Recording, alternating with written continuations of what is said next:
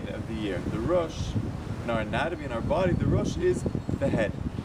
Why do we call the Jewish New Year Rosh Hashana? The beginning of the New Year, Rosh Hashana.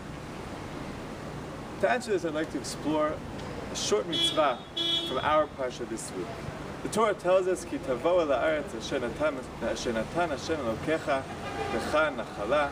When you come to the land that Hashem has given you as an inheritance, you shall take the first fruits. V'lakachta mireshit pri ha'adama. You shall take the first of all fruits and dedicate them to Hashem. The word reshit, just like Rosh, is indicating the first fruits. We see this same word used not only for Rosh Hashanah, but also for the first fruits.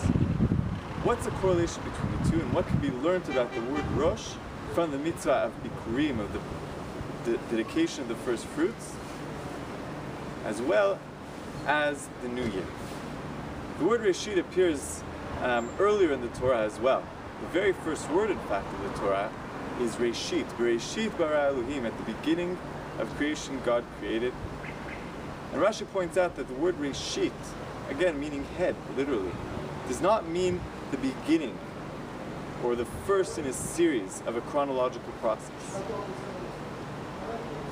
Rabbi Yehuda Betzaleloi of Prague, the Maharal of Prague, explains that the word Rosh or Reshit or Rishon does not indicate a chronological order, but rather Reshit means the ideal that we strive for. The Rosh, in the head and the body, is where the ideals stem from.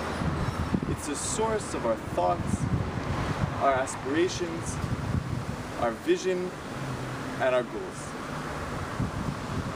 Let's look at Bikurim to understand how this ties in, how this understanding of Rosh, the part of our body which really focuses and strengthens our beliefs, how that connects to the Bikurim. Also, we might ask, why does the Torah have to stress regarding the Bikurim, regarding the first fruits? That it must be Ki Tavo el ha'aretz, that it's when you arrive in the land. Now we must understand the psychology of this.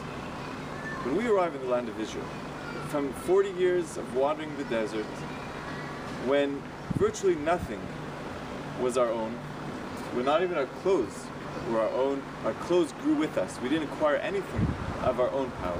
We come to the land of Israel and we begin to plant fruits in the ground, and we see the fruits of our labor in the literal sense.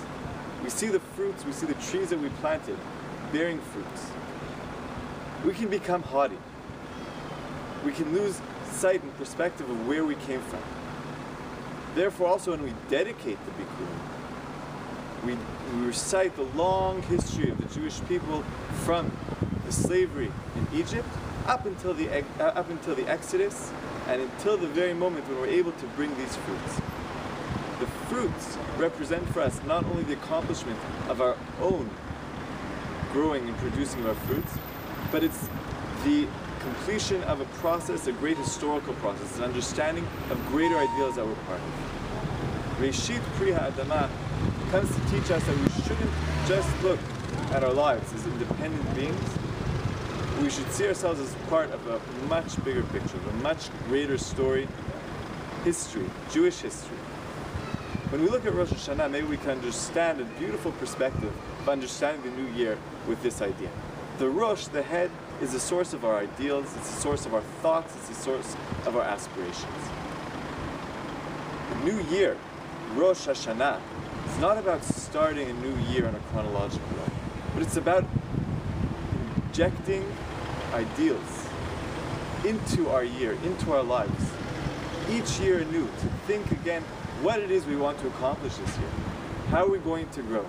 How are we going to line up our lifestyle with those ideals which we strive for? Rosh Hashanah is a day to be able to say Reshit Pri Hadama, to be able to recognize how our lives are much bigger than what we sometimes make them out to be. And on Rosh Hashanah we can look at our year that passed and the year that is coming in, okay, and to set our sights high, okay, and to believe in our ability to really accomplish our goals, to really see our visions and our dreams and our aspirations to really take fruition. Shabbat Shalom.